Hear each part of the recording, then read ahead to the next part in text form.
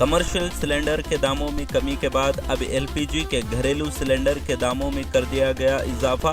Subsidy वाले 14.2 kilogram के एक सिलेंडर पर 50 रुपये ज्यादा अदा करने होंगे। राजधानी दिल्ली में घरेलू सिलेंडर के लिए 1003 की जगह 1053 रुपये अदा करने होंगे, तो वहीं कर्नाटक के बेंगलुरु में 1000 रुपये की जगह 1055 रुपये करने होंगे अदा।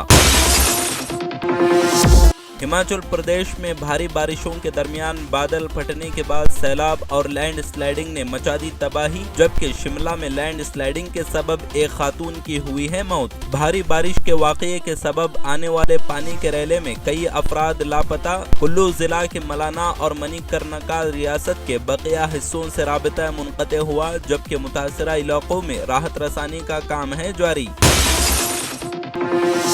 कश्मीर के जिला कोलगाम के एक इलाके में तसादुम के दौरान 2 मिलिटेंटों के सरेंडर की इत्तला। कश्मीर पुलिस ने अपने ट्विटर हैंडल पर एक ट्वीट में कहा कि 2 मिलिटेंटों ने अपने वालिदैन की अपील पर कर दिया सरेंडर। ट्वीट में मजीद कहा गया कि उनकी तहवील से असलहा के अलावा काबिल एतराज मवाद भी बरामद किया गया। एक पुलिस ओहदेदार के मुताबिक उन दोनों ने हाल ही में लश्कर तैयबा में की थी शमूलियत। अजमेर दरगाह थाना पुलिस ने मुतनाज़ा वीडियो अपलोड करने के मामले में खादिम सलमान चिश्ती को किया गिरफ्तार। इब्तदाई तफ्तीश में उसने पुलिस को नशे में वीडियो बनाने की बात कही। सलमान चिश्ती ने वीडियो अपलोड करते हुए नुपुर शर्मा का गला काटने वाले शख्स को अपना घर तोहफे में देने का ऐलान किया। वीडियो के बाद शदीद रद्द-ए-अमल सामने आया और खादिमों की अंजुमन कमेटी को अमन और हम आहंगी बरकरार रखने का पैगाम जारी करना पड़ा। मरकजी वजारत सेहत के मुताबिक मुल्क में गुज़िश्ता 24 घंटों के दौरान कोरोना के 16,159 नए केसेस दर्ज किए गए। इस दौरान 15,394 मरीजों ने कर ली सेहतयाबी हासिल, जबकि इसी दौरान 28 अफराद की जान चली गई और इसी के साथ मुल्क में अब कोरोना के फ़ाल केसेस की तादाद 1,15,212 तक पहुँच गई।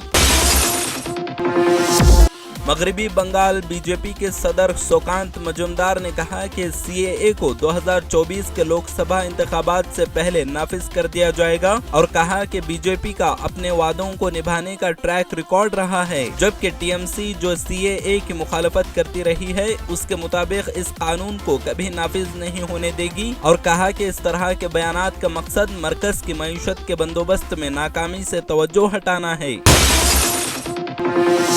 अपोजिशन ने इल्जाम लगाते हुए कहा कि बीजेपी उत्तर प्रदेश में सरकारी एजेंसियों का कर रही है गलत इस्तेमाल और पुलिस की तफ्तीश में रुकावट डालकर मुजरिमों को बचाने का खेल रही है खेल। कांग्रेस लीडर जयराम रमेश ने कहा कि बीजेपी सरकारी एजेंसियों का इस्तेमाल करना अच्छी तरह जानती है और योगी हुकूमत के तहत एजेंसियों को बेकसूर लोगों के खिलाफ किया जा रहा है इस्तेमाल।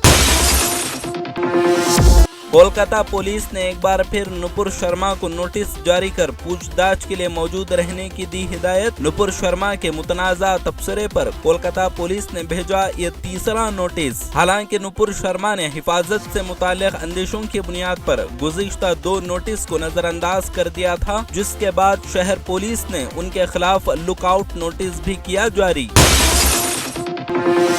टोरंटो में डॉक्यूमेंट्री फिल्म काली के एक पोस्टर की नुमाइश के खिलाफ भारत में तूफान बरपा। सख्त मुखालफत के साथ फिल्म साज लीना मनी मिकालाई के खिलाफ पुलिस में कराई गई शिकायत दर्ज। दूसरी तरफ कनाडा में भारतीय हाई कमीशन ने पोस्टर को फौरन हटाने का किया मुतालबा। मुखालफत करने वालों का कहना है कि इससे उनकी देवी की तौहीन हुई और मजहबी जज्बात को ठेस पहुंची है, लिहाजा फिल्म साज को गिरफ्तार किया जाए।